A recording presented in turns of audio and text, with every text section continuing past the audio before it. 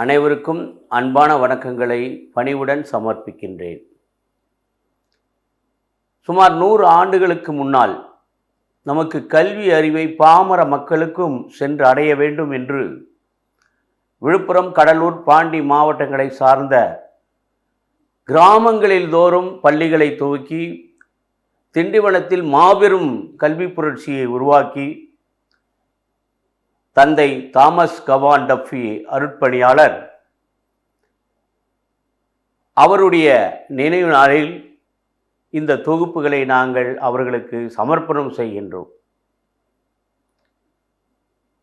திரு அருட்பணி Thomas Gawan Duffy அவர்கள் அவருடைய பொன்மொழிகள் கற்பவர்கள் வாழ்கின்றார்கள், கற்பிப்பவர்கள் வாழ்விக்கின்றார்கள் என்ற விழுமியத்தை அவர்கள் விருதுவாக்காக எடுத்துக்கொண்டவர்கள். 1 வருடம் பலன் தர பயிர் செய், 10 வருடம் பலன் தர மரங்கள் நடுக, 100 வருடம் பலன் தர கல்வி பெறுக, கல்வி கொடுக என்ற ஒரு அர்த்தத்தில் இந்த மாமேதையினுடைய அர்ப்பணிப்பை பற்றி நாம் இங்கே பகிர்கின்றோம். அவர் TGD என்று அழைப்பார்கள். உண்மை, தாராளம், கடமை, ட்ரூத், ஜெனராசிட்டி அண்ட் டியூட்டி ஆகியவரை அடக்கிய அவர் பெயர் TGD என்று நாம் அழைக்கின்றோம். இவர் ஒரு வரலாற்று மிக்க மாமேதை. இவருடைய நாடு அயர்லாந்து நாடு. இந்த அயர்லாந்து நாட்டில் இங்கிலாந்து அரசிற்காக விடுதலை முழக்கம் போரிட்டவர்கள் தாமஸ் கவான் டஃபினுடைய தந்தை சார்லஸ் கவான் டஃபி. அப்போ அந்த இங்கிலாந்து மகாராணி விக்டோரியா மகாராணி அவர்கள் இங்கிலாந்து அரசுக்காக இவர்கள் எதிராக செயல்படுகிறார்கள் என்று இந்த 9 பேரையும் கொலை தண்டனை விதிக்கின்றார்கள். உடனே பல நாட்டு தலைவர்கள் அதை ஆட்சேபித்து அவருக்கு கண்டனம் தெரிவிக்கின்ற பொழுது அந்த தண்டனை குறைத்து அவர்களை ஆஸ்திரேலியாவுக்கு நாடு கடத்தி விடுகிறார்கள். இப்படியாக தந்தையினுடைய தந்தை சார்லஸ் கவான் டஃபி அயர்லாந்திலே நாடு கடத்தப்பட்டு ஆஸ்திரேலியாவில் இருக்கின்ற பொழுது 26 ஆண்டுகள் கழித்து அந்த ஆஸ்திரேலியா நாட்டினுடைய பிரதம மந்திரி ஆகுகின்றார். மீதி சிலர் அமெரிக்காவிலும், இங்கிலாந்திலும், பிரான்சிலும் உயர் கல்வி நிலையில நீதிபதிகளாகவும், அட்டர்னல் ஜெனரலாகவும் இப்படி பதவி வகிக்கின்றார்கள் என்பதை பார்த்த விக்டோரியா மகாராணி மிக அதிர்ச்சி விட்டார்கள். அந்த சமயத்தில் நம்முடைய தந்தை குடிபெயர்ந்து பிரான்ஸ் தேசத்தில் குடிபெயர்கின்றார்கள். அங்கே நீல் என்ற பட்டணத்தில் வசிக்கின்றார்கள். அப்பொழுதுதான் அந்த சார்லஸ் கவான் டஃபி அவருடைய வயது 72 வயதில் 14வது குழந்தையாக பிறந்தவர்தான் இந்த தாமஸ் கவான் டஃபி அவர்கள். என்ன பாருங்கள், கடவுளுடைய அற்புதம். இப்படியாக 14வது குழந்தை பிறந்த அவர் இயேசு சபையின் அந்த பாரிஸ் வேத போதக சபையில் குருக்களாக சென்று வேத போதக சாட்சியாக மரிக்க வேண்டும் இயேசுவுக்கு என்று முடிவெடுத்து தந்தையிடம் கேட்கிறார். அவருக்கு கொஞ்சம் தயங்குகிறார். தன்னுடைய மரண வேளையில் டாம் என்று அவரை சிறப்பாக கூப்பிடுவார்.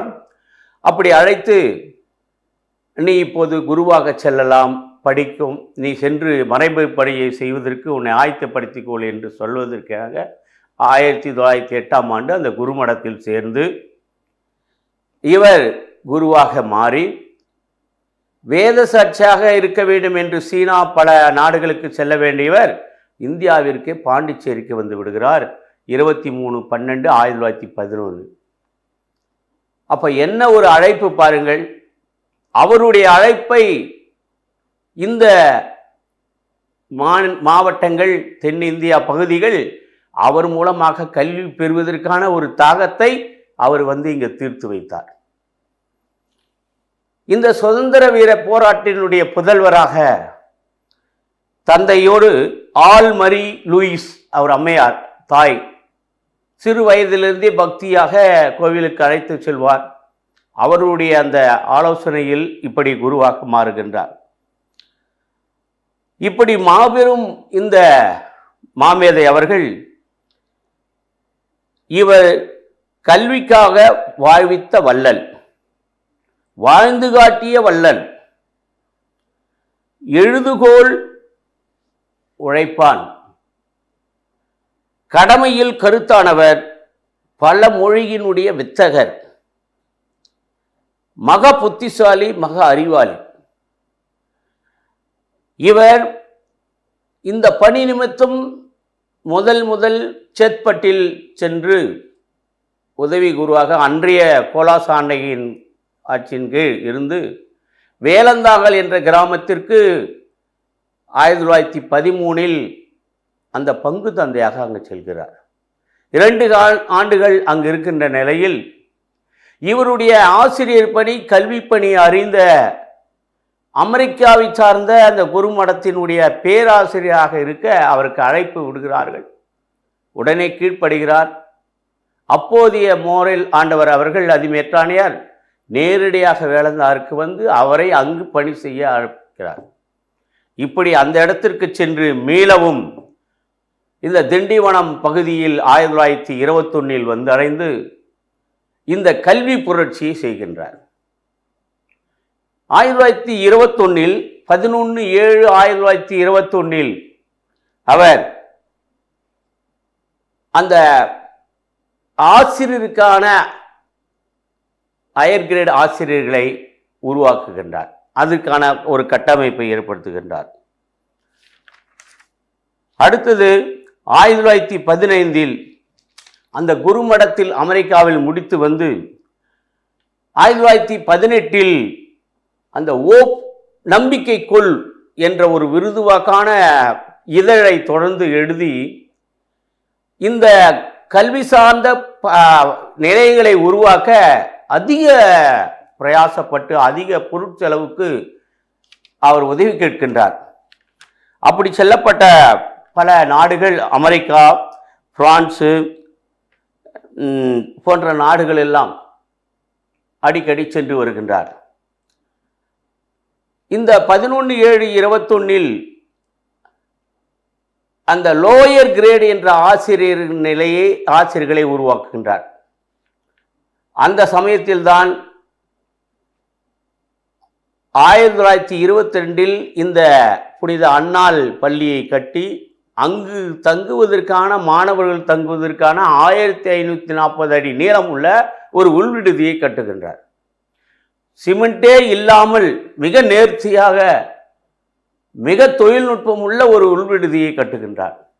அந்த காலத்தில் அந்த கிராமங்களில் இருந்த மாணவர்கள் எல்லாம் இங்கே தங்கி படிப்பதற்கான ஒரு வசதியை செய்வதற்கு முதலில் வேலந்தாங்கல் பள்ளியில் புனித பேட்ரிக் என்ற ஒரு பள்ளியை தொடங்கி சுமார் 130 பள்ளிகள் கிராமங்களில் இந்த தொடக்க கல்விக்கு உருவாக்க வேண்டும் என்று தொடக்க பள்ளிகளை உருவாக்கினார்.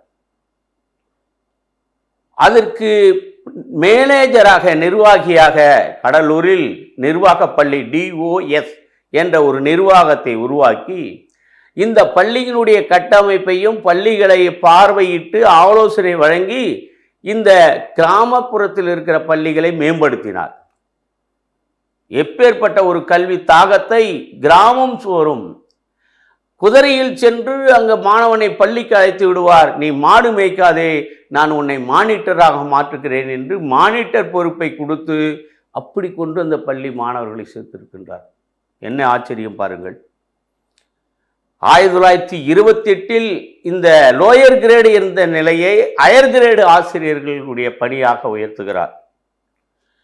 அது மட்டுமல்ல, அந்த 1922 இந்த ஹையர் கிரேடு பள்ளி ஆசிரியர்களை உருவாக்கிய நிலையில் ஒரு மாதிரி பள்ளியை 8ஆம் வகுப்பு வரை உருவாக்குகிறார். ஒரு சமீபத்தில் சென்ற ஆண்டுக்கு முன்னால் இப்போ இருக்கின்ற அந்த நடுநிலை பள்ளியிலே 72 நாடோடியின் அறிகுறவு மாணவர்கள் அங்கே படிக்கின்றார்கள்.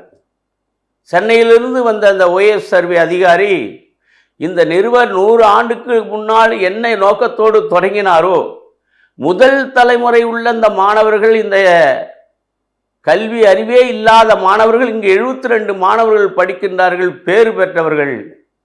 அவர்களுக்காக இந்த கல்வி நிறுவனத்தை அன்றைக்கு தொடங்கினார், இன்று அது நிறைவேறுகிறது என்று பாராட்டி சென்றிருக்கின்றார்.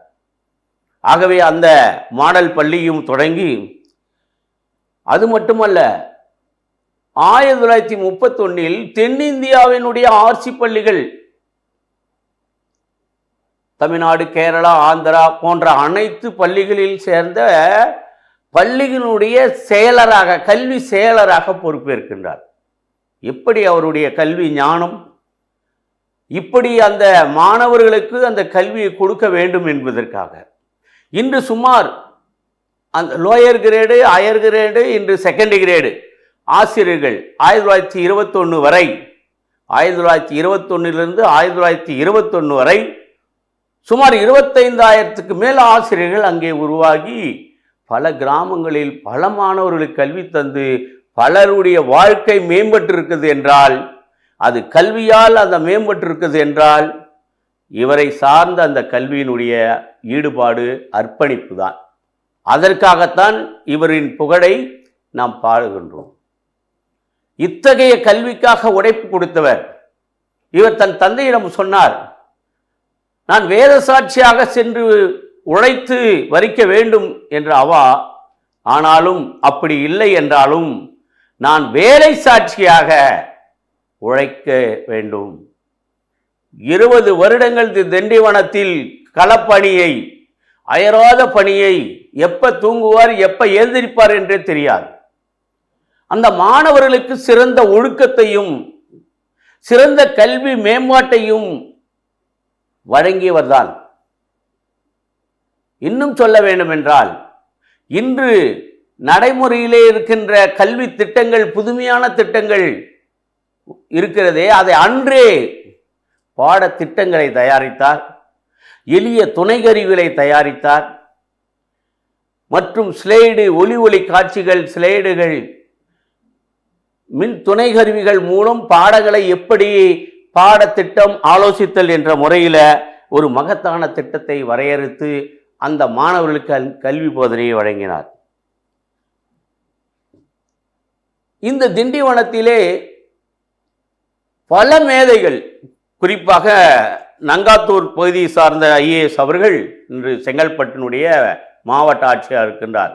அவர் முதற்கொண்டு பல பேராயர்கள், ஆயர்கள், இந்த திண்டிவனம் ஆர்சிடிடியில் படித்த முன்னாள் ஆயர் சின்னப்ப ஆயர் அவர்கள், தற்போது இருக்கின்ற ராயப்பா நகை அவர்கள், இன்னும் சொல்ல வேண்டும் என்றால் நம்மளுடைய ரோம் நகரில் இருக்கின்ற புனித போப்பரசருடைய முன்றைய நிலையில் கர்தினால் அவர்கள், DS லூதுசாமி ஆண்டகை கர்தினால் அவர்கள் இந்த பள்ளியிலே இவரிடம் பயின்று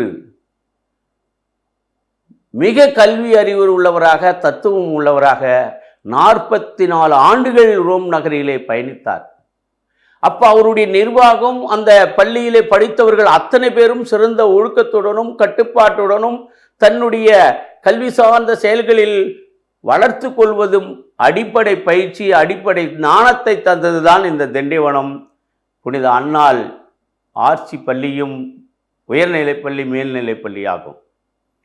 இப்படிப்பட்ட மேதைகள் இன்று பல நிலையில் வளர்ந்திருந்தாலும் அதற்கு நன்றி கூறுவர்களாக நாம் இருக்க வேண்டும்.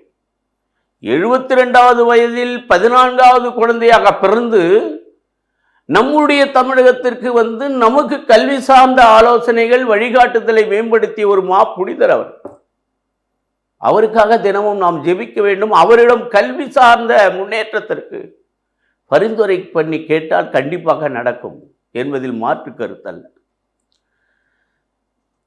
இவர் ஒரு பரோகர அன்பு, தன் பொருள், தன் உடல் எல்லாவற்றையும் இந்த மாணவர்களுக்காக அர்ப்பணித்து சிறந்த ஒரு கல்வியாளராக, சிறந்த இசைஞானி, பலமொழி தெரிந்த வித்தகர், ஆங்கிலத்திலும் பிரான்ஸ் மொழியிலும் பிரெஞ்சு மொழியிலும் கவி பாடக்கூடியவர். ஒரு முறை சொல்லுகின்றார், பேனாவை திறந்துட்டா போதும் அந்த கவியாக கொட்டுமா, என்னையே மறந்துடுவேன், அந்த கவிக்கு நான் அடிமையாகி விடுவேன் என்று கூறுகின்றார். இப்படிப்பட்ட ஒரு கல்வியாளர் நம்ம பகுதிக்கு வந்து வாய்த்தது, பணி செய்தது போற்றுதல்களுக்குரியது. மேலும் இந்த பாடத்திட்டங்களை வகுக்கின்ற போது பாருங்கள், 40 நிமிடம்தான். அதற்கான வரையறைகளை அவர் கொடுத்துகிறார் 5 படிகளில். ஆரம்பம், பொருள் விளக்கம், வார்த்தைகளை எடுத்துக்காட்டுகளுடன் கூறி விளக்குதல், விளக்கத்தினுடைய சுருக்கம், வாழ்க்கை செயல்களோடு அந்த கற்றல் பயன்படணும். இன்னைக்கு என்சிஆர்டியும் எஸ்சிஆர்டியும் என்ன கல்வி முறைகளை மாறி மாறி கொண்டு வந்து இன்று புகுத்துகிறார்களோ, செயல்படுத்துகின்றார்களோ, அதையே 100 ஆண்டுகளுக்கு முன் பாடத்திட்டம் எப்படி இருக்க வேண்டும், பாடக்குறிப்பு எந்த தலைப்புகள், இந்த 5 தலைப்புகளுக்கு வரையறுக்கப்பட்டிருக்க வேண்டும், அவனுக்கு எளிதாக புரிவதற்கான கதை சொல், பாடல், இசைகள் இவைகளெல்லாம் கலந்து அந்த மாணவனுடைய கற்றல் சந்தோஷமாக வாழ்க்கைக்கு பயன்படக்கூடிய விலையில் அந்த கற்றல் இருக்க வேண்டும் என்று இரவு பகலாக திட்டமிட்டு அந்த கல்வியை மேம்படுத்தியிருக்கின்றார். இன்று கூட என்சிஆர்டி எஸ்சிஆர்டியினுடைய கல்வி திட்டத்தில் ஒவ்வொரு வகுப்புக்கும் ஒரு கற்றல் விளைவுகளை செயல்படுத்த பாடத்திட்டம் அமைக்கப்பட்டுள்ளது.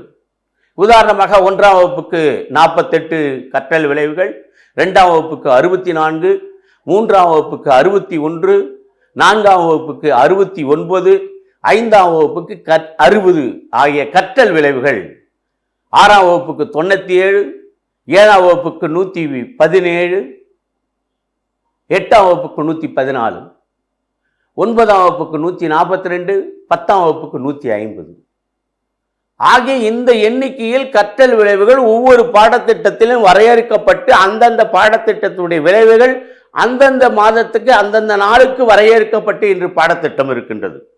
இதை 100 ஆண்டுகளுக்கு முன்னாலே இப்படிப்பட்ட கற்றல் விளைவுகளை தரக்கூடிய முறையில் கற்றல் விளைவுகள் இருக்க வேண்டும், அதை எளிமைப்படுத்த வேண்டும் என்ற ஒரு நிலைப்பாட்டை வகுத்து கொடுத்தவர் நம்முடைய தாமஸ் கவானாவடிப்பா அவர்கள். ஆகவே அந்த மாணவருடைய கற்றலிலும் சுறுசுறுப்பிலும் அந்த நேரத்தோடு அந்த எந்த செயலையும் செய்வதில் இவர் ரொம்ப அக்கறை உள்ளவர். அதே சமயத்தில் கண்டிப்பாகவும் இருப்பவர். பல மாணவர்களை ஆர்வமூட்டணும், அதாவது கடுமையான இருந்தாலும் அவரிடம் ஈரம், அன்பு, பிற சமூகத்தினரை மதித்தல், சாதாரண எளிமையான ஒரு கட்டில், ஒரு பாய், இதில் தான் அவர் தூங்குவார். இப்படிப்பட்ட அந்த உழைப்பை இந்த 20 ஆண்டுகளில் ஒரு முப்பெரும் நடுநிலையத்தை உருவாக்கி, வேதியியற் பள்ளிகளை உருவாக்கி, கிராமந்தோறும் 131 இடங்களில் பள்ளிகளை, தொடக்க பள்ளிகளை தொடக்கி அதை மேற்பார்வை செய்து அந்த ஆசிரியர்கள் இந்த கல்வியின் மூலம் அந்த ஏழை குடும்பத்தினருக்கு, பிள்ளைகளுக்கு இறைவனை காண வேண்டும், இறைவனை அன்பு செய்ய வேண்டும் என்றால் அதுக்கு ஒரே காரணம் கல்வி அறிவு மட்டும்தான். அவனுடைய தனி உரிமையை, மனிதவள மேம்பாட்டை அந்த கல்வி மூலம்தான் அந்த சுய மரியாதையை அவன் பெற்றுக்கொள்ள முடியும் என்று அன்றைய காலத்திலே ஜாதி மத வேறுபாடுகள், ஏழை எளியவர்கள் இருந்த அந்த காலத்திலே அந்த உள்விடுதிகளை அந்த மாணவர்களை கொண்டு தங்க வைத்து அந்த மாணவர்களுக்கு கல்வி கொடுத்து இன்று பல ஆயிரம் குடும்பங்கள், மாணவர்கள் இன்று அவர் ஒருவரால், இந்த கல்வி மேதை அவர்களால் இன்று நாம் வாழ்ந்து கொண்டிருக்கின்றோம். அதிலும் ஒரு மாணவனாகத்தான் அந்த பள்ளியிலே படித்து, அந்த ஆர்சிடிடி ஆசிரியர் பள்ளியிலே படித்து இன்று ஒரு கல்வியாளராக நிறைவு செய்து, அவருடைய கல்வி தாக்கத்திலே அவர் முதல் பள்ளி தொடங்க பள்ளியிலே படித்து அங்கே அலுவலராக இருந்து இங்கே நிறைவு செய்கின்ற போது அவர் பள்ளியிலே நிறைவு செய்து, என்னுடைய மகள்கள் 2 உயர் மருத்துவ கல்விக்கான ஒரு தாக்கத்தை ஏற்படுத்தியது அவருடைய வேண்டுதல் பரிந்துரையில் நான் பெற்ற பலன்களை கூட இந்த நேரத்திலே சாட்சியாக சொல்லுகின்றேன். ஆகவே இந்த நிலையில் சாரணர் இயக்கத்தை, அந்த மாணவர்களுக்கு சிறந்த ஒழுக்கத்தை உருவாக்க வேண்டும் என்பதற்காக 1908 பேடன் பவுல் இந்த சாரண இயக்கத்தை தொடங்கிய போது அதை முன்னெடுத்து அந்த மாணவர்களுக்கு விழிப்புணர்வு, பயிற்சி, அதற்கான 20 சட்ட வரைமுறைகளை வகுத்து இந்த சாரண இயக்கங்களை ஆரம்பித்திருக்கின்றார். இவர் இந்த கல்விக்காக சென்றிருந்த நாடுகள் ஏராளம், பயணித்தவைகள் ஏராளம். அதற்கான பொருளுதவிகளை பெற்றுக் கொண்டுவதற்கு ஏங்க நம்ம தமிழகத்துக்கு, நம்ம இந்த மாவட்டங்களுக்கு எங்கோ ஒருவர் தன்னுடைய விடுதலை வீரருக்காக பிறந்தவர் இன்று இந்த நாடுகள் எல்லாம் சுற்றுப்பயணம் செய்து அமெரிக்கா, சீனா, இத்தாலி போன்ற நாடுகள் எல்லாம் சென்று நிதி திரட்டி வந்து இப்பேற்பட்ட வேலையை நான் வேலையாட்டாக மாறுவேன், வேத சாட்சியாக இல்லைனாலும் வேலை சாட்சியாக மாறுவேன் என்று ஒவ்வொரு நிமிடமும் உழைப்பு உழைப்பு உழைப்பு என்று உழைத்து இன்று நம்முடைய தென் தமிழகத்தையே ஒரு கல்வி புரட்சியால் மாற்றிருக்கின்ற மாமேதை ஒரு புனிதரே.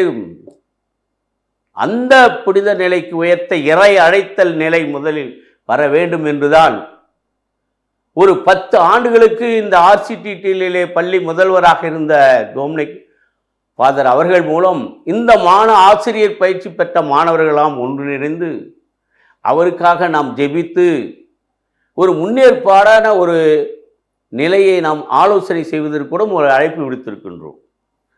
ஆகவே இந்த நிலையில் இந்த பாட ஆசிரியர்கள், இந்த 10 ஆண்டுகள் படித்த முன்னாள் மாணவர்கள், திண்டிவனத்திலே இருக்கின்ற ஆசிரியர்கள், அவரோடு இருந்து பயணித்தவர்கள், குறிப்பாக திரு லாரன்ஸ் அவர்கள், திரு சின்னப்பன் ஆசிரியர், மீண்டும் விளையாட்டுத்துறையில் இருந்த பிரான்சிஸ் ஆசிரியர், இப்படிப்பட்ட ஆசிரியர்கள் அங்கிருந்த பயணித்தவர்கள் எல்லாம் இந்த இடம் ஒரு அற்புதமான ஒரு கல்விமான ஒரு புனிதமான இடம். இந்த காலகட்டத்திலால் நாம் ஒருங்கிணைந்து இவருடைய நிலையை நாம் உணர்ந்து பயன்களை பெற்றுக்கொள்ள வேண்டும் என்று அவருடைய குணாதிசயங்களை பார்க்கின்ற போது தெய்வ பயம் மிக்கவராகவும் புத்தி கூர்மை உள்ளவராகவும் அன்னை மரியாள் மீது பக்தி உள்ளவர்.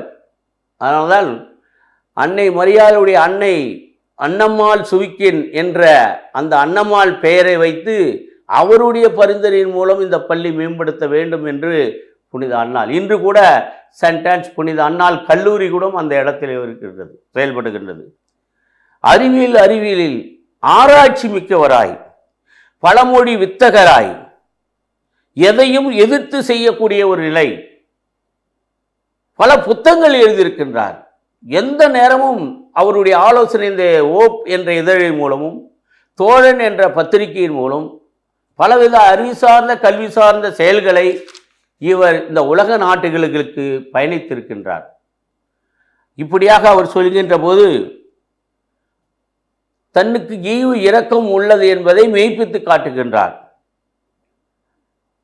இன்னும் சொல்ல வேண்டும் என்றால் அவர் தினமும் 4:15 முதல் 5:15 மணி வரை கண்டிப்பாக விளையாடுவார், டென்னிஸில் விளையாடுவார்.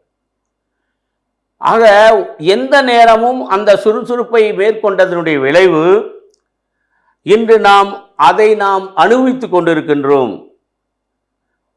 ஆகவே இந்த நிலையில் மட்டுமல்ல, இது ஒரு பகுதி. கல்வி சார்ந்த செயல்பாடுகள், ஆசிரியர்கள், வேதியர்கள் இவர்கள் மூலமாக இந்த கல்வியை மேம்படுத்துவதற்கான இந்த திண்டிவனத்தை தேர்ந்தெடுத்து 20 ஆண்டுகள் உழைத்தினுடைய உழைப்பு.